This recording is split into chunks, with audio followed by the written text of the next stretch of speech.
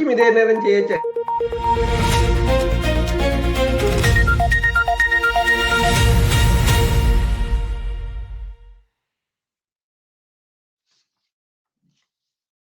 அனைத்துலக உயிரோடை தமிழ் ILC தமிழ் உயிரோடை தமிழில் அன்பர்களே உலக நார்வல் நிகழ்ச்சி இணைந்திருக்கிறீர்கள். உலக நார்வல் நிகழ்ச்சியில் பிரித்தானியாவிலிருந்து போரியல் ஆய்வாளர் அரசு அவர்கள் இணைகின்றனர். வணக்கம் அரசு அவர்களே.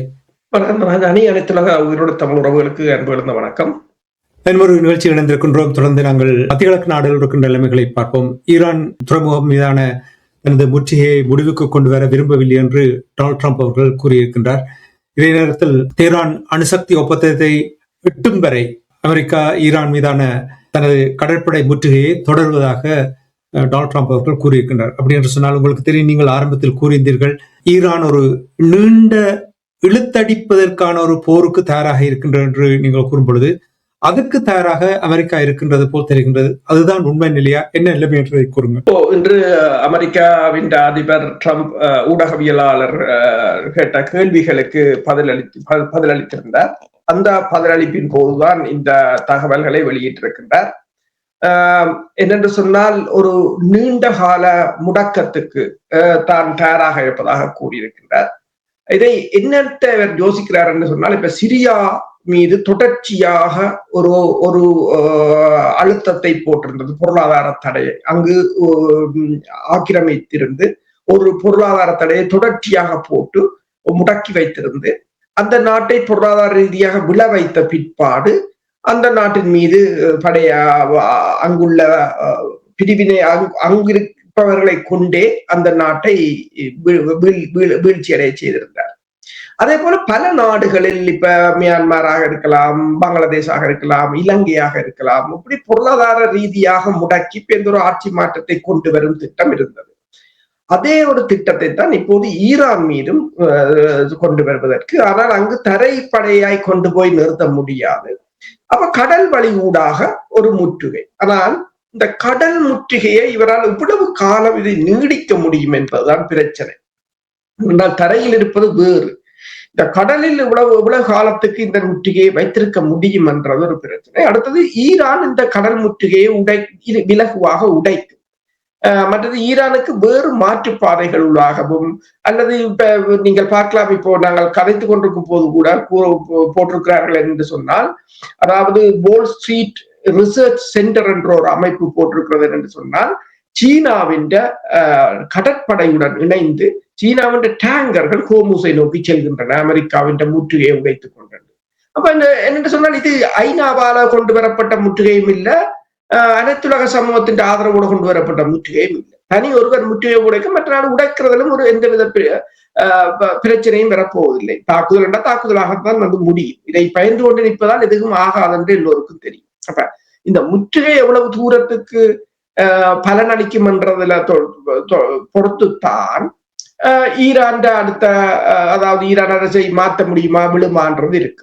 இப்ப ட்ரம்ப் ஈரான் குறித்து சொல்ல போது என்ன கூறியிருக்கிறார் என்றால், நிருபர்களுக்கு அவர்கள் வெகு தூரம் வந்து விட்டார்கள், அவர்கள் போதுமான தூரம் செல்கிறார்களா இல்லையா என்பதுதான் கேள்வி.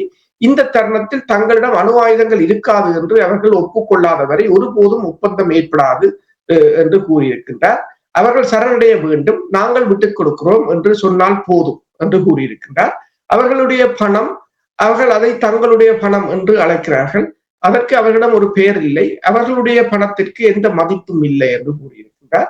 செறிவூட்டல் விடயத்தில் எங்களால் உதவ முடிந்ததை அதில் தானும் ஈடுபட விரும்புவதாக பூட்டின் என்னிடம் கூறினார். அதற்கு பதிலாக உக்ரைனுடனான போரை முடிவுக்கு கொண்டு வருவதில் நீங்கள் ஈடுபடுவதை நான் விரும்புகிறேன் என்று கூறினேன் என்று இந்த ஈரான் விவகாரம் தொடர்பாக பூட்டினை என்ற கருத்தையும் கூறியிருக்கின்றார்.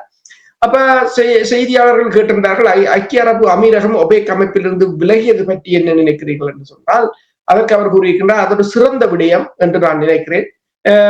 முகமது மிகவும் புத்திசாலி, மேலும் தனது சொந்த வழியில் அவர் செல்ல விரும்புகிறார் என்று கூறியிருக்கின்றார்.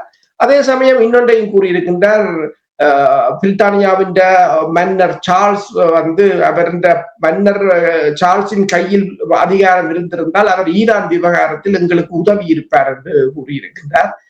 என்றால் மறைமுகமாக ஸ்டாமரை சாடி இருக்கிறார் என்றுதான் நினைக்கிறேன். அதே சமயம் கார்டியன் பத்திரிகை போட்டிருக்கிறது, பிரித்தானியாவின் கார்டியன் பத்திரிகை, அதாவது தங்கள் கருத்தின்படி சர்வாதிகாரத்தை நோக்கி ட்ரம்ப் வந்து டொனால்ட் ட்ரம்பின் கொள்கைகள் சர்வாதிகாரத்தை நோக்கி சென்று கொண்டிருக்கின்றதாகவும், இந்த ட்ரம்பின் கொள்கைகள் காரணமாக ஆயிரக்கணக்கான அமெரிக்க குடிமக்கள் தங்கள் குடியுரிமையை மாற்றுவதற்கான வாய்ப்புகளை தேடி வருவதாகவும் இந்த பிரித்தானியாவின் கார்டியன் பத்திரிகை போட்டிருக்கிறது. அதே சமயம் நியூயார்க் டைம்ஸ் போட்டிருக்கிறது, ஈரான் மீதான தாக்குதல் நடத்தியதன் மூலம் ட்ரம்ப் வந்து ஏற்படுத்திய இழப்புகளுக்கு அவர் உலகுக்கு பொறுப்பு கூற கடமைப்பட்டிருக்கிறார் என்றும், இந்த நெருக்கடியை உருவாக்கியதற்கான பொறுப்பில் இருந்து அமெரிக்கா தப்பிக்க முடியாது, மேலும் போர் தீவிரமடைவதை தடுக்க வாஷிங்டன் விரும்பினால் அது ராஜதந்திரத்துக்கு திரும்ப வேண்டும் என்றும் அவர்கள் போட்டிருக்கிறார்கள். உங்களுக்கு தெரியும், டொனால்ட் ட்ரம்பினுடைய சொந்த நண்பர், அவருடைய சொந்த சோசியல் மீடியா இருக்கிறது. அதில் அவர் கூறியிருக்கிறார் என்னவென்று சொன்னால், ஈரான் விரைவில் வேகமாக செயல்பட வேண்டும் என்று அச்சுறுத்தியிருக்கின்றார். இந்த அச்சுறுத்தலுக்கு ஈரான் அடிபணியுமா? ஈரானை பொறுத்தவரையில் இந்த போர்ல வந்து இந்த போர்ல அமெரிக்காவை பொறுத்தவரையில் ஈரான் போர்ல வந்து ஒரு தரை தாக்குதலுக்கு அமெரிக்கா தயாராக இல்லை. அமெரிக்காண்ட ஆயுதங்கள் கூட முழுக்க நாங்கள் எத்தனையோ தடவைகள் இங்கு பேசி இருக்கின்றோம். நாங்கள் மட்டுமில்லை, இப்ப கூடி எத்தனையோ ஊடகங்கள், இப்ப சிஎன்பிசி கூட இப்ப இன்றைக்கு கூட போட்டிருக்கிறது, கிட்டத்தட்ட 4 வருடங்கள் உற்பத்தி செய்ய வேண்டிய நிலை இருக்கிறது சில ஆயுதங்களை மீண்டும் அதை நிரப்புவதற்கு போட்டிருக்கிறது. ரஷ்யாவும் ஈரானும் இணைந்து, ரஷ்யாவும் சீனாவும் இணைந்து அமெரிக்காவை வளைகுடா நாட்டுக்குள் முடக்க போகிறார்கள் என்றால், முதலில் உக்ரைனில் முடக்கினார்கள், இப்போது வளைகுடாவிலும் முடக்கி விட்டார்கள் என்றால் அமெரிக்காவின் கதை முடிந்தது என்றுதான் கூறுகிறார்கள். அப்ப இந்த ஒரு நிலையில வந்து ஈரானை தாக்குவது என்பது, ஆனால் இப்ப அக்சியோஸ் என்ற ஊடகமும் போட்டிருக்கிறது என்று சொன்னால், ஒரு திடீர் தாக்குதலை, மிக பயங்கரமான ஒரு திடீர் தாக்குதலை நடத்தி விட்டு ஒரு பெரும் சேதத்தை ஏற்படுத்திய பிறகு அவர்களை பேச்சுக்கு அழைப்பதற்கு, பேச்சுவார்த்தைக்கு மேசைக்கு கொண்டு வரணும். அவங்க பதிலடி கொடுத்தால், திடீர் தாக்குதல் அவங்க பதிலடி கொடுத்தால் என்ன செய்வதுன்றதுக்கான அடுத்த திட்டம் இருக்கான்றது ஒரு பிரச்சனை. என்று சொன்னால், முதலும் பிளான் பி இல்லாமல் தான் போனவர்கள், இறுதியாக பாகிஸ்தான் காப்பாற்றி விட்டது. இப்ப நீங்கள் பார்த்தீங்கன்னு சொன்னால், அங்க விமானம் தாங்கி கப்பல்கள், விமானங்களை எல்லாம் குவித்து ஒரு அச்சுறுத்தும் வேலையை செய்தார்களே தவிர, ஆனால் அந்த அச்சுறுத்தும் வேலையை வந்து ஈரானை ஒரு அச்சப்படுத்துவதற்காக செய்கிறார்கள் தவிர தாக்குதலுக்காக இல்லை. இப்போது ஜெரால்ட் ஃபோர்ட் கப்பல் வந்து இந்த மே மாதம் 1வது வாரத்திலேயே அது அங்கிருந்து வெளியேற போறது என்று கூட சில ஊடகங்கள் போட்டிருக்கின்றன. அடுத்ததாக அமெரிக்கா ஈரான் தாக்குதல் நடத்தி, பதில் தாக்குதலை நடத்தி எண்ணெய் பைப் லைன்களோ அல்லது எரிபொருள் நிலையங்களோ அழிக்கப்படுமாக இருந்தால் அது தற்போதைய எரிபொருள் நெருக்கடியை மேலும் அதிகரிக்கும். ட்ரம்ப் கூறுவது போல, அவரை பொறுத்தவரையில், அதாவது இப்ப இன்னொரு ஊடகம் போட்டிருக்கிறது, அமெரிக்காவில் இருக்கின்ற மக்கள் வந்து ஊடகங்களை படிப்பதில் இப்போது அவர்கள் விரக்தி அடைந்திருப்பதாகவும், அதில் 10ல் 6 அடல்ட் வந்து ட்ரம்பின் செய்தியை படிப்பதே இல்லை என்று கூறியிருக்கிறதாகவும் ஒரு கருத்து கணிப்பில போட்டிருக்கிறார்கள். இருந்தாலும் அசோசியேட் பிரஸ் தான் போட்டிருக்கிறது. இருந்தாலும் அந்த செய்திகள் தான் அந்த பத்திரிகைகள் வந்து கொண்டிருப்பதாக அவர்கள் கூறியிருக்கிறார்கள் என்று போட்டிருக்கிறார்கள். இப்ப நீங்கள் ஆரம்பத்தில் கூறினீர்கள், டொனால்ட் ட்ரம்ப் அவர்கள் பேசும் பொழுது ஈரான் விவகாரத்தில் பூட்டின் அவர்களை இழுத்தார் என்று நீங்கள் கூறினீர்கள். அதை கேட்டவுடன் ஏன் அப்படி இழுத்தார் என்று நானும் யோசித்தேன். 2 விடயங்கள் நடந்திருக்கின்றன. ஒன்று வந்து உங்களுக்கு தெரியும், அபாஸ் அரக்சி அவர்கள் ரஷ்யாவுக்கு சென்றிருந்தார். அப்பொழுது சென்று பூட்டினை சந்தித்தபடி நாங்கள் ஏற்கனவே பார்த்திருக்கின்றோம். அது மட்டும் இல்லாமல் டொனால்ட் ட்ரம்ப் அவர்களும் பூட்டின் 90 நிமிஷம் 1.5 மணி நேரம் தொலைபேசி உரையாடல் நடத்தி இருக்கிறார்கள். என்ன பேசினார்கள்? கிட்டத்தட்ட 90 நிமிடங்கள் இருவரும் தொலைபேசி உரையாடலை நடத்தியதாகவும் அது மிகவும் சிறப்பாக நடந்ததாகவும் கூறியிருக்கிறார்கள். புட்டின் வந்து ட்ரம்ப் மீதான படுகொலை முயற்சிக்கு தனது கடும் கண்டனத்தை தெரிவித்ததாக கூறியிருக்கிறார். அதே சமயம் நீங்கள் பார்த்தீங்கன்னு சொன்னால், உக்ரைனில் ஒரு போர் நிறுத்தத்தை, அதாவது இந்த ரஷ்யாவில மே 9ஆம் தேதி வந்து வெற்றி நாள், விக்டரி டே, அந்த நாள்ல வந்து ஒரு போர் நிறுத்தத்தை கொண்டு வருவது தொடர்பாக புட்டின் சொன்னதுக்கு அது ஒரு நல்ல ஐடியா, தான் அதற்கு சப்போர்ட் பண்ணுகிறேன், நல்ல ஒரு திட்டம் என்று சொல்லி ட்ரம்ப் கூறியதாக கூறப்படுகிறது. அதே சமயம் உக்ரைன் டீல் வந்து உக்ரைனுடனான உடன்படிக்கை வந்து வெரி க்ளோஸா வந்துட்டது. கிட்டத்தட்ட உக்ரைனுடனான உடன்பாடு மிக அருகில் இருக்கிறது என்று ட்ரம்ப் புட்டினுக்கு கூறியதாக கூறப்படுகிறது. அதே சமயம் அமெரிக்காவும் இஸ்ரேலும் இணைந்து மீண்டும் மத்திய கிழக்கை தாக்கினால் கடுமையான பதிலடியை எதிர்நோக்க வேண்டி வரும் என்று புட்டின் நேரடியாகவே ட்ரம்புக்கு எச்சரிக்கை விடுத்ததாகவும் கூறப்படுகிறது. அது மட்டுமல்லாது உக்ரைன் வந்து பல பொதுமக்கள் மீதான தாக்குதல்களில் பயங்கரவாத செயல்பாடுகளில் ஈடுபட்டு வருவதாகவும் புட்டின் வந்து ட்ரம்பிடம் கூறியிருப்பதாகவும் கூறப்படுகிறது. 90 நிமிடங்கள் நீடித்த அந்த தொலைபேசி உரையாடல் முடிவடையும் போது இருவரும் மிகவும் அந்யோன்யமாக சந்தோஷமாகத்தான் அந்த தொலைபேசி உரையாடலை முடித்ததாக கூறப்படுகின்றது. என்னென்று சொன்னால் இந்த பூகோள அரசியல் ஆய்வாளர்கள் அவதானிகள கருத்தின்படி ரஷ்யாவை சீனாவின் பக்கம் தள்ளியதுதான் அமெரிக்கா செய்த மிகப்பெரிய ஒரு தவறு என்று கூறியிருக்கிறார்கள். இப்போ அதாவது ரஷ்யாவுக்கும் அமெரிக்காவுக்கும் இடையில் ஒரு நல்ல உறவு வேண்டும் என்றதை கூறியிருக்கிறார்கள். ஏனென்றால் ரஷ்யா வந்து அமெரிக்காவுக்கு சமனான எதிரி அல்ல, அமெரிக்காவுக்கு சமனான எதிரி வந்து சீனா தான் என்று கூறியிருக்கிறார்கள். ஆனால் எல்லாம் தலைகளாக மாறிவிட்டது என்று சொன்னால் இப்போ ரஷ்யாவும் சீனாவும் சேர்ந்திருக்கு, அது பத்தாதென்று இப்போது ஈரான் வந்து சேர்ந்திருக்கு, அதுக்குள்ள வடகொரியா. அப்ப இதில இருந்து எதுவும் அதாவது இவர்கள் எதிர்பார்த்ததை விட கூட்டணிகள் மறுபலமாக பலமாகிக் கொண்டு வருவது வந்து அமெரிக்காவின் எதிர்கால நலன்களுக்கு மிக மிக பாதகமானது என்று கூறியிருக்கிறார்கள்.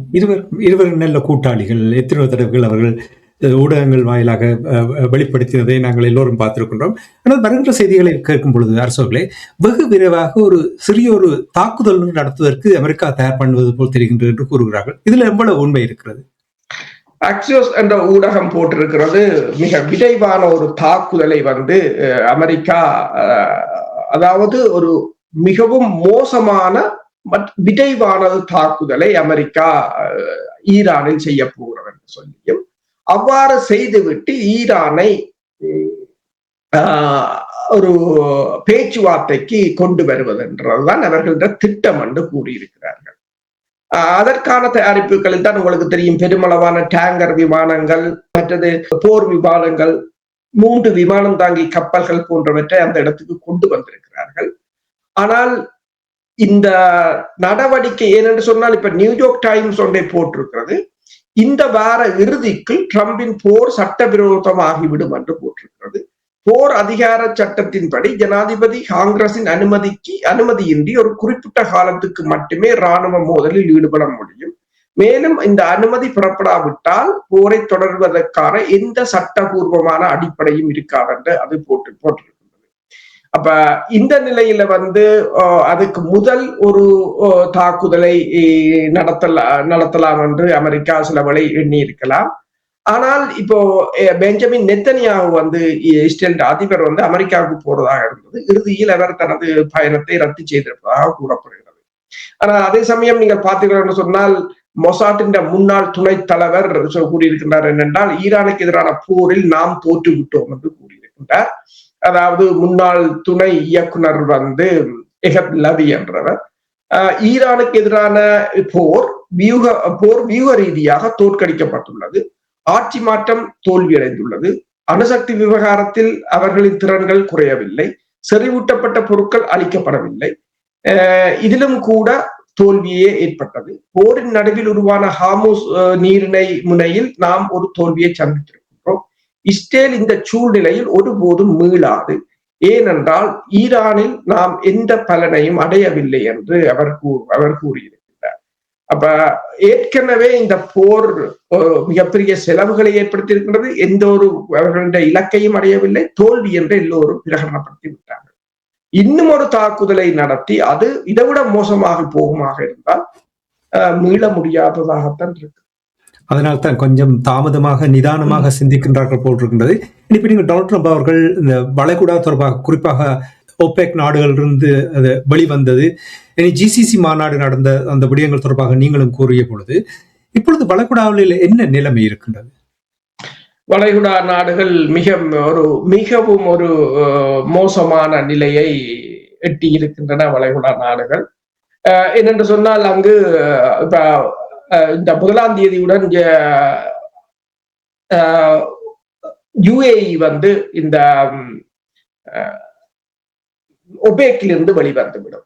அதற்கு பிறகு அவர்கள் எண்ணெயை அதிக அளவு உற்பத்தி செய்ய முடியும். அதே சமயம் யுஏஇல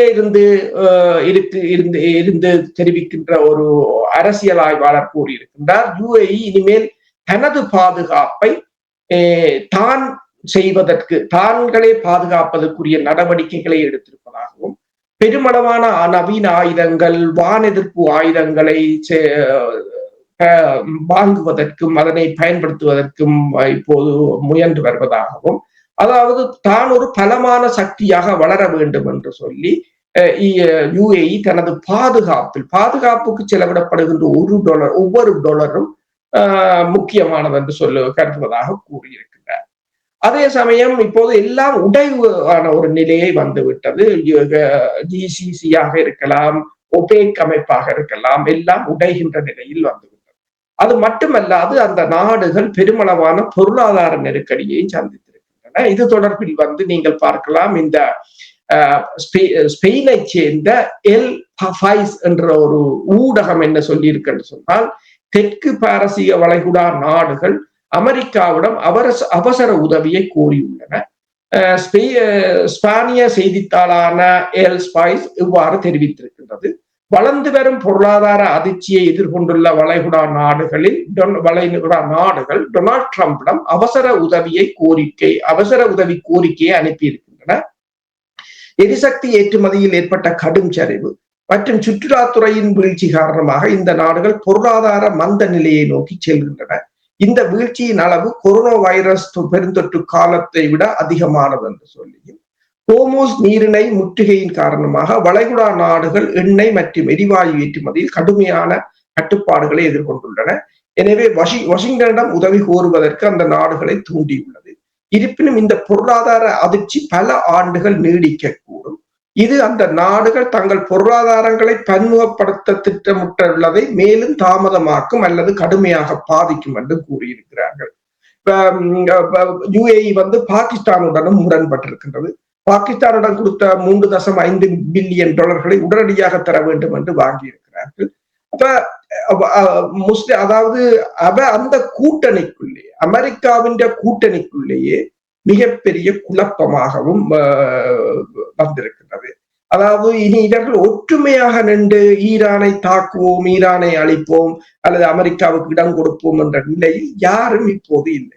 அப்பாஸ் அரக்சி ரஷ்யாவுக்கு சென்றதும் உங்களுக்கு தெரியும், பொழுது ஹோர்முஸ் நீரிணை முடக்கப்பட்டிருக்கின்றது. ரஷ்யா எவ்வளவு தூரம் பொருளாதார ரீதியில் ஈரானுக்கு உதவி செய்ய முடியும் என்று நீங்கள் நம்புகிறீர்கள்? ரஷ்யாவை பொறுத்தவரையில் பொருளாதார ரீதியாக உதவுவதை விட ஆயுத படைப்பல ரீதியாகத்தான் ரஷ்யாவால் உதவ முடியும். இப்போது எல்லா நாடுகளும் பொருளாதார ரீதியாக விழுந்திருக்கின்றன. அரிசி உற்பத்தி கூட இந்தியா, பாகிஸ்தான், தாய்லாந்து, கம்போடியா உட்பட எல்லா நாடுகளிலும் 40 தொடக்கம் 60% வீழ்ச்சி காணும் என்று கூறப்படுகிறது. ஈரானை பொறுத்தவரையில் ஈரான் எரிபொருள் ஏற்றுமதி தான் முக்கியமானது. அதே போலதான் ஏனைய வளைகுடா நாடுகளும் இப்போ அவரவர்கள் தங்கள் எரிபொருட்களை ஏற்றுமதி செய்வதற்கான ஒரு வழியை கண்டுபிடிக்க வேண்டிய நிலையில் இருக்கிறார்கள். ரஷ்யா ஒரு தானிய களஞ்சியம் என்று சொல்வது. ரஷ்யா உணவுப் பொருட்களை ஈரானுக்கு வழங்கலாம். அதே நேரம் ஆயுதங்களும் உதவிகளையும் வழங்கக்கூடியதாக இருக்கும். ஈரான் தனது எண்ணெய்களை பாகிஸ்தானுக்கு, இப்ப பாகிஸ்தான் ஊடாக 3 சுங்கச்சாவடிகளை திறந்திருக்கிறார்கள். தரைப்பாதை ஊடாக அமெரிக்கான கடல் முற்றுகையை அவர்களுக்கு பிரச்சனை இல்லை. அதன் ஊடாக எண்ணெயை கொடுத்து அரிசியை வாங்குவது போன்ற நடவடிக்கைகளை ஈரான் மேற்கொள்ளும் என்று எதிர்பார்க்கப்படுகிறது.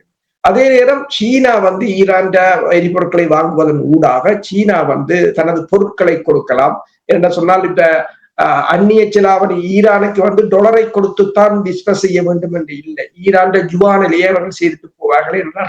ரஷ்யா 4 வருடம் அந்த வியாபாரத்தை இவர்களுக்கு பழக்கி விட்டு விட்டது. அப்ப அவர்களிடம் யுவான், அதாவது சீனாவின் பண பரிமாற்ற முறை கூட அவர்களிடம் இருக்கின்றது. அப்ப அதனூடாக, ஆனால் பிரச்சனை தான் என்னென்று சொன்னால், ஈரான் நாணயம் கடும் வீழ்ச்சியை கண்டிருக்கின்றது. இன்டர்நெட் இல்லை, தொழில்துறை இல்லை என்ற போது மிக கடுமையான ஒரு அழுத்தத்தின் கீழ் தான் இருக்கிறார்கள். அதை மறக்க முடியாது. ஆனால் அந்த அழுத்தம் மேற்குலக நாடுகளுக்கு மிகப்பெரிய ஒரு அழுத்தத்தை கொடுப்பதால் இதை தொடர முடியாத ஒரு நிலைக்கு அவர்களை கொண்டு செல்லக்கூடியதாக இருக்கும்.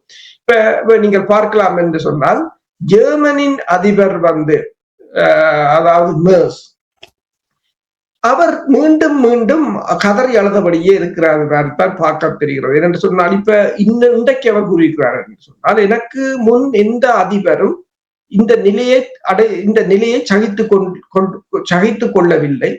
என்னை பற்றி என்னவெல்லாம் பரப்பப்படுகின்றன என்று பார்த்தால், நான் எப்படி தாக்கப்படுகிறேன், அவமானப்படுத்தப்படுகிறேன் என்று பார்க்கலாம். ஆனாலும் நான் யாரையும் புகார் கூறவில்லை என்று இந்த ஸ்பீக்கர் என்ற பத்திரிகைக்கு அளித்த பேட்டியில் ஜெர்மன் அதிபர் ஃபெட்ரிக் மேர்ஸ் தெரிவித்திருக்கிறார். அவர் என்ன சொல்லியிருக்கிறார், ஆரம்பத்திலிருந்தே ஈரானுடனான போர் குறித்து எனக்கு சந்தேகங்கள் இருந்தன. ஜெர்மனியிலும் ஐரோப்பாவிலும் உள்ள நாங்கள் அதன் விளைவுகளால், உதாரணமாக ஹார்முஸ் நீரிணை மூடப்பட்டதால் கடுமையாக பாதிக்கப்பட்டு வருகிறோம். இது எமது எரிசக்தி விநியோகத்தில் நேரடி தாக்கத்தையும் எமது பொருளாதார நடவடிக்கைகளில் பெரும் தாக்கத்தையும் ஏற்படுத்துகின்றது. எனவே இந்த மோதலை தீர்க்க நான் பாடுபடுகிறேன், எல்லோரும் அதை தீர்க்க பாடுபடுங்கள் என்று கூறியிருக்கின்றார். இப்ப என்னென்று சொன்னால், இப்ப ஈரான் கடுமையாக பாதிக்கப்படுகிறதா? ஆனால் இதுவரை முன்னைய காலங்களில் சிரியா மீதான போர், இப்ப சிரியா அரசு விழுந்தது என்று எல்லோரும் கூறுகிறார்கள். அங்கு சிரியா மட்டும்தான் பாதிக்கப்பட்டது. ஈராக் மீதான போர், ஈராக் மட்டும்தான் பாதிக்கப்பட்டது. அப்ப இங்க சிரியா மீது 12 வருஷம் தடையை வைத்திருந்தார்கள். ஈரான் மீது 12 வருஷம் தடையை வச்சிருக்கலாம் அப்படியே. என்று சொன்னால், இப்ப ஜெர்மன் இந்த நாடுகளை பார்க்க எல்லாம் உடைந்து வீழ்ந்து கொண்டிருக்கிற ஒரு நிலையாகத்தான் இருக்கு. ஆனால் இதில் ஈரான் ஒன்றை கூறியிருக்கிறது, பேராசிரியர் மராண்டி ஒன்றை கூறியிருந்தார். என்னென்றால், ஈரானும் ஈராக்கும் 8 வருடம் கடும் போர் செய்தார்கள். ஈரானை அழிக்க வேண்டும் என்று ஈராக் கங்கணங்கட்டி நின்றது. கிட்டத்தட்ட லட்சக்கணக்கான மக்கள் இருதரப்பிலும் இறந்தார்கள். ஆனால் 2003ஆம் ஆண்டு அமெரிக்கா ஈராக் மீது படையெடுத்த போது சவுதி அரேபியா தளத்தை கொடுத்தது, UAE தளத்தை கொடுத்தது, கட்டார், ஓமான், குவைத்துகள் எல்லாம் கொடுத்து அடித்தார். ஆனால் அதை எதிர்த்து நின்ற ஒரே நாடு ஈரான். இப்ப ஈரான் கூறுகிறது என்றால், நான் என் மீது படை எடுத்திருந்தாலும் அந்த பிராந்தியத்துக்கு அது பிரச்சனை என்று சொல்லி நான் அப்பவே எதிர்த்துத்தான் நின்றான் என்று சொல்லி, அப்பவும் அவர்கள் சரி, எனக்கு அவர்கள் படையெடுத்து அடித்தவர்கள் தானே, அழியட்டும் என்று தாங்கள் விடவில்லை என்று அற்புதம். அந்த அவ்வாறு ஒரு விடயத்தை கூறுவது, அவ்வாறான ஒரு நடவடிக்கை எடுப்பது அவர்களுடைய அந்த இதய சுத்தியை வெளிப்படுத்துகிறது என்பதை நாங்கள் கூறலாம். இனி அரசுகளை தொடர்ச்சியாக உலக பரப்பில் சிக்கல்கள் தான் வந்து கொண்டிருக்கின்றது. வடகொரியாவும் அவர்களுடைய ஆயுத களஞ்சியத்தை குவிப்பதாக செய்திகள் வந்திருக்கின்றன. இது என்ன தாக்கத்தை ஏற்படுத்தும்? வடகொரியா உங்களுக்கு தெரியும், தொடர்ச்சியாக அணு ஆயுதங்களை மற்றது நீண்ட தூர ஏவுகணைகளை பரீட்சித்துக் கொண்டிருக்கின்றது. ஜப்பான் கடற்பகுதியை நோக்கியும் ஏவுகணை தாக்குதல்களை நடத்தி இருக்கின்றது, பரீட்சாத்தமாக என்று சொல்லி இருக்கிறது. வடகொரியாவின் அணு ஆயுத களஞ்சியம் அமெரிக்க ஏவுகணை பாதுகாப்பு அமைப்பை முறியடிக்கும் அளவுக்கு வளர்ந்து வருகிறது என்று சொல்லி ப்ளூம்பெர்க் ஒரு தகவலை வெளியிட்டிருக்கிறது. வடகொரியா வளர்ந்து வரும் அணு மற்றும் ஏவுகணை திறன்கள் குறித்து அமெரிக்க செய்தி நிறுவனமான ப்ளூம்பெர்க் கவலை கொண்டுள்ளது. மேலும் வடகொரியாவில் வளர்ந்து வரும் ஆயுத களஞ்சியமும் ஹுவாசாங் 15, ஹுவாசாங் 17, ஹுவாசாங் 18 மற்றும் 19 போன்ற மேம்பட்ட கண்டம் விட்டு கண்டம் பாயும் ஏவுகணைகள், அதாவது ICBM என்று சொல்றது, ஏற்கனவே அமெரிக்காவுக்கு ஒரு குறிப்பிடத்தக்க அச்சுறுத்தலாக உள்ளது என்றும் அது குறிப்பிட்டிருக்கிறது. சுமார் $65 பில்லியன் மதிப்புள்ள அமெரிக்காவின் தரைவழி ஏவுகணை பாதுகாப்பு அமைப்பு 44 இடைமறைப்பு ஏவுகணைகளை சார்ந்துள்ளது. இது பொதுவாக 20 தொடக்கம் 25 ஏவுகணைகளை கையாளும் திறன் கொண்டது. ஒரு இலக்குக்கு 2 இடைமறைப்பான்கள் ஏவுகணைகள் பயன்படுத்தப்படுகின்றன. இதற்கிடையில் வடகொரியா ஆண்டுக்கு சுமார் 12 தொடக்கம் 15 போர்க்குண்டுகளை அல்லது ஏவுகணைகளை உற்பத்தி செய்கிறது மற்றும் தனது ஆயுத களஞ்சியத்தை விரிவுபடுத்தி வருகிறது. இதன் மூலம் ஒரு தசாப்தத்திற்குள் இஸ்ரேல், பாகிஸ்தான் மற்றும் இங்கிலாந்து போன்ற நாடுகளில் இருக்கின்ற ஆயுத களஞ்சியங்களில் இருக்கின்ற ஏவுகணைகளை விட வடகொரியாவின் ஏவுகணை களஞ்சியம் மிஞ்சிவிடும் என்று ப்ளூம்பர்க் எச்சரித்திருக்கின்றது. கூடுதலாக திட எரிபொருள் ஏவுகணைகள், அதாவது சாலிட் ஃபியூவல் என்று சொல்றது ஏவுகணைகள் மற்றும் ஏமாற்று தொழில்நுட்பத்தின் சேர்க்கையானது, அதாவது டீகோய் வகை ஏவுகணைகள் இடைமறைப்பு முயற்சிகளை மேலும் சிக்கலாக்குகின்றது. இதனால் வடகொரியா தற்போதுள்ள அமெரிக்க பாதுகாப்பு அமைப்புகளை ஊடுருவி செல்லும் அபாயம் வடகொரியாவினால் ஏற்பட்டிருக்கிறது என்று அந்த ப்ளூம்பர்க் தெரிவித்திருக்கிறது. என்னென்று சொன்னால், இப்ப ஜப்பான் கூட உங்களுக்கு தெரியும், ஜப்பான் இப்போது கார்ட்போர்ட்ல ஒரு ஆள் இல்லாத தாக்குதல் விமானத்தை தயாரித்திருக்கிறது. 5 நிமிடங்களுக்கு பொருத்தலாம், அது குண்டை கொண்டு போய் வீசும். கார்ட்போர்ட்ல தான் அதை செய்கிறார்கள். இனி மில்லியன் கணக்கில் செய்வார்கள். அதை இடைமறித்து தாக்குவதற்கு மற்றது கார்ட்போர்ட்டை இடைமறித்து தாக்குவது கடினம். இப்ப எல்லா நாடுகளும் அந்த இனி வரும் காலத்தில் என்னென்று சொன்னால் ஒரு பாரம்பரிய ஆயுதங்கள் அத்தனையையும் கைவிட வேண்டிய. இன்றைக்கு நீங்கள் பார்த்தீங்கன்னு சொன்னால், இஸ்ரேல்ல இன்றைக்கு போட்டிருக்கிறார்கள் கவச வாகனம் எல்லாம் மேலுக்கு மொஸ்கிட்டோ நெட் மாதிரி போட்டுக்கொண்டுதான் போடுகிறது. என்று சொன்னால் ஏவுகணை ஆளில்லாத தாக்குதல் விமானங்களில் இருந்து தப்புவதற்காக எல்லாம் கூடாரம் அடிச்சுத்தான் போகிறார்கள். அப்படியான ஒரு நிலையாகத்தான் இருக்கின்றது கள நிலைமை. சரி, இந்த போர் நிலைமை நடந்து கொண்டிருக்கிற நேரத்தில் அமெரிக்காவில் உங்களுக்கு தெரியும், டொனால்ட் ட்ரம்பினுடைய பாப்புலாரிட்டி சரிவடைகின்ற என்ற விடயங்களை நீங்கள் ஏற்கனவே கூறும் பொழுது, அதே போல்தான் போருக்கான அமைச்சர் பீட்டர் ஹெக்ஸெட் அவர்களும் இதே மாதிரியான நிலைமை இருக்கின்ற நேரத்தில் 5 மணி நேரமாக நாடாளுமன்ற விசாரணை குழு ஜனநாயக கட்சி வறுத்தெடுத்திருப்பது போல் தெரிகின்றது. என்ன நடந்தது என்பதை கூறுவீர்களா? பீட் ஹெக்ஸத்திடம் கடுமையான கேள்விகள் கேட்கப்பட்டிருந்தன. அவர் அதற்கு எல்லாம் தலைகீழான பதில்களையும் மறைப்பதற்கான பதில்களையும் தான் சொல்லிக் கொண்டிருந்தார். அதாவது மவுல்டன் என்பவர் கேட்ட கேள்வி என்னன்னு சொன்னால், ஈராக் ஹார்மூஸ் ஜலசந்தியை மூடிவிடும் அபாயம் உள்ளது என்பதை நீங்கள் கருத்தில் கொள்கிறீர்களா, அபாயம் இருந்தது என்றதை நீங்கள் கருத்தில் எடுத்தீர்களா என்று கேட்டபோது, நிச்சயமாக நாங்கள் எடுத்தோம் என்று கூறியிருந்தார். அவங்க திருப்பி இன்னொரு கேள்வி கேட்டார்கள், அப்படி ஈரான் மூடப்போது என்று தெரிஞ்சு கொண்டு போர் தொடங்குவதற்கு சில வாரங்களுக்கு முன்பு வளைகுடாவில் இருந்த எங்கட கன்னிவெடி வகட்டின் கப்பல்களை ஏன் சிங்கப்பூருக்கு அனுப்பினீர்கள் என்று கேட்டார். அதுக்கு அவர் அந்த பதிலை சொல்லவில்லை. அவர் கூறியது என்று சொன்னால், பொதுமக்களுக்கு ஏற்படும் பாதிப்புகளையோ அல்லது உயிரிழப்புகளையோ குறைப்பதற்கு உறுதி செய்ய அமெரிக்காவையும் இந்த போர்த்துறையையும் விட அதிகமான நடவடிக்கைகளை எடுக்கும் நாடு இந்த பூமியில் வேறு எதுவும் இல்லை என்று எனக்கு தெரியும், அது ஒரு உண்மை என்று கூறியிருக்கின்றார். அதே சமயம்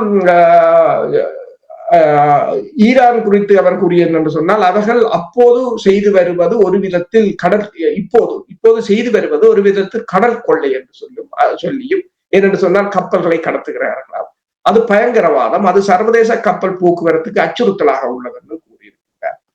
அப்ப அதே நேரம் அவர்கள் கேட்டிருக்கிறார்கள், நாங்கள் அவர்களுக்கு சலுகைகளோ அல்லது கருணையோ காட்ட மாட்டோம் என்று இவர் சொன்ன என்னென்று சொன்னால், எல்லோரையும் கொல்லுவோம் என்று, கருணையோ காட்ட மாட்டோம் என்று கூறியிருந்தார். அப்ப அதற்கு அவர்கள் கேட்டது, நாங்கள் அவர்களுக்கு சலுகையோ கருணையோ காட்ட மாட்டோம் என்று நீங்கள் கூறினீர்கள். ஜெனீவா உடன்படிக்கைகளின்படி அது ஒரு போர்க்குற்றம், அது ஒரு கொலை என்பதை நீங்கள் புரிந்து கொள்கிறீர்கள். அந்த கூற்றில் நீங்கள் இப்போதும் உறுதியாக நிற்கிறீர்களா என்று கேட்டதுக்கு, போர்த்துறை வெற்றி பெறவே போராடுகிறேன் என்று சொல்லி முடித்து விட்டார். அதாவது தான் வெற்றிக்காகத்தான் போராடுகிறேன் என்று விட்டு அதுக்கு எந்த பதிலும் சொல்லவில்லை. அதாவது இன்னொன்று அவர்கள் கூறியிருக்கிறார்கள், நமது துருப்புக்கள் சட்டத்தை பின்பற்றுமாறு நினைவூட்டியதற்காக ஜனநாயக கட்சியைச் சேர்ந்த காங்கிரஸ் உறுப்பினர் மீது தேச துரோக குற்றச்சாட்டின் கீழ் விசாரணை நடத்தப்பட வேண்டும் என்று நீங்கள் அழைப்பு விடுத்தீர்கள். ஆனால் ஒரு போர்க்குற்றத்தை செய்யும்படி அவர்களிடம் நீங்கள் கூறும் போது நீங்கள் மட்டும் இப்போது தனியாக நிற்கிறீர்கள் என்று கேட்டிருக்கிறார். அதே சமயம் அவர்கள் கூறுகிறார்கள், உங்கள் போர் ஒரு சராசரி அமெரிக்க வரி செலுத்துபவருக்கு இவ்வளவு செலவாகிறது என்று உங்களுக்கு தெரியுமா என்றும் கேட்டிருக்கிறார்கள். ஆனால் பெருமளவான கேள்விகளுக்கு பதில் இல்லை. அதே போல ஈரானை போரில் நாம் வெற்றி பெறுகிறோம் என்று நினைக்கிறீர்களா என்று கேட்ட போது அவர் கூறியிருக்கிறார், நிச்சயமாக நாங்கள் வெற்றி பெறுகிறோம் என்று கூறியிருக்கிறார். அதே சமயம் அவர்கள் கேட்டது என்று சொன்னால், ஈரான் ஹார்மூஸ் ஜலசந்தியை மூடியதை வெற்றி என்று சொல்வீர்களா என்று சொன்னால், அதுக்கு அவர் கூறியிருக்கிறார், நாம் வைத்திருக்கும் முற்றுகை, நாமும் ஒரு முற்றுகையை போட்டிருக்கிறோம். அதற்கு அவங்க கேட்டார்கள், அப்படி என்று சொன்னால் அவர்கள் நம்மை தடுத்தார்கள், நாம் அவர்களின் முக்கிய முற்றுகையை தடுத்தோமா என்று கேட்டிருக்கிறார்கள். அப்படி அவர்கள் கேட்ட கேள்விகளுக்கு இவரால் பெருமளவில் பதில்களை சொல்லவும் முடியாத ஒரு நிலையாகத்தான் அந்த சந்திப்பு இருந்தது. சரி, நிறைவாக இப்ப டொனால்ட் ட்ரம்ப் அவர்கள், பீட்டர் ஹெக்ஸெட் மற்றவர்களே எல்லோருமே நிறைய ஒரு அழுத்தத்துக்கு முகம் கொடுக்க வேண்டிய நிலையில் டொனால்ட் ட்ரம்ப் அவர்கள் ஒரு சர்வாதிகார போக்கில் பயணிக்கின்றார் என்று கூட இப்பொழுது முணுமுணுக்க தொடங்கி விட்டார்கள். யார் இதை கூறினார்கள், என்ன கூறினார்கள்? அதாவது கார்டியன் பத்திரிகை போட்டிருக்கிறது, டொனால்ட் ட்ரம்ப் அவருடைய கொள்கைகள் நடவடிக்கைகள் எல்லாம் ஒரு சர்வாதிகாரமாகத்தான் இருக்கிறது என்று சொல்லியும், அது அந்த மக்கள், அமெரிக்க மக்களுக்கு பெரும் அச்சுறுத்தலாக இருப்பதாகவும், பெருமளவான அமெரிக்க மக்கள் தங்கள் குடியுரிமையை ரத்து செய்துவிட்டு வெவ்வேறு நாடுகளில் குடியுரிமையை பெறுவதற்கு முயன்று வருவதாகவும் கூறியிருக்கின்றது. அதே சமயம் நீங்கள் பார்த்தீங்கன்னு சொன்னால், இங்காலை பக்கம் பெஞ்சமின் நெத்தனியாஹு, அவருக்கு இப்ப 2-3 நாட்களாக நீதிமன்றம் அழைப்பானை அனுப்பி கொண்டிருக்கிறது. அவருடைய ஊழல் குற்றச்சாட்டு தொடர்பாக விசாரணைக்கு வரும்படி. அவர் தனது இந்த போர் நடந்து கொண்டிருப்பதால் தனது பாதுகாப்புக்கு ஆபத்து என்று சொல்லி 3 தடவை இப்போது தட்டி கழித்து விட்டார். அவற்ற வழக்கறிஞர் ஊடாக இந்த போர் நடைபெற்றுக் கொண்டிருக்கிறதால் தனக்கு பாதுகாப்பு இல்லை என்று. கடைசியாக தற்போது அவர் போயிருக்கின்றார். போன போதும் அவர் கூறியது தனக்கு பாதுகாப்பு பிரச்சனை, எனவே அதன் கால எல்லையை குறைக்குமாறு அவர்கள் கூறியிருக்கிறார்கள். அப்படி குறைக்க முடியாது கால எல்லையை என்று சொல்லி. அதாவது அவருக்கு இந்த லெபனான் மீதான போர் தேவைப்படுகிறது என்று சொன்னால், இந்த வழக்கு விசாரணையில் இருந்து தப்புவதற்காக அவருக்கு அந்த போர் தேவைப்படுவதை இந்த வழக்கறிஞரின் கருத்தை கேட்கும் போது கூட புரிந்து கொள்ளக்கூடியதாக இருக்கின்றது. அதே போலதான் ட்ரம்பை பொறுத்தவரையிலும் இப்ப பீட் ஹெக்ஸெட்டின் கருத்துக்களாக இருக்கலாம், போர்க்குற்றத்தை அவர்கள் இலகுவாக சொல்லிவிட்டு போகிறார்கள். எல்லோரையும் தாக்குவோம், எல்லோரையும் கொல்லுவோம், குழந்தைகளையும் கொல்லுவோம் என்று சொல்லி. இப்ப அதே போலதான் இப்ப இஸ்ரேல், இப்ப இங்கேயும் நீங்க பாத்தீங்கன்னா பிரித்தானியாவில் இன்றும் 2 பேரை கத்தியால் குத்தியதாக கூறப்படுகின்றது. எல்லா இடமும் இப்ப டெலிகிராப் பத்திரிகை போட்டிருக்கிறது, எல்லா இடங்களும் இந்த போர் மக்களுக்கு, ஒவ்வொரு இனங்களுக்கு இடையிலான முருகல் நிலையை அதிகரித்திருப்பதாகவும் தான் அது போட்டிருக்கு. தற்பொழுதுள்ள நிலைமைகளை உயிரோடை தமிழ் உறவுகளுக்கு எடுத்து வந்தமைக்காக உயிரோடை தமிழ் அன்பர்கள் சார்பாக நன்றி கூறிக்கொண்டு மீண்டும் நாளை சந்திப்போம். நன்றி, வணக்கம். நன்றி, வணக்கம்.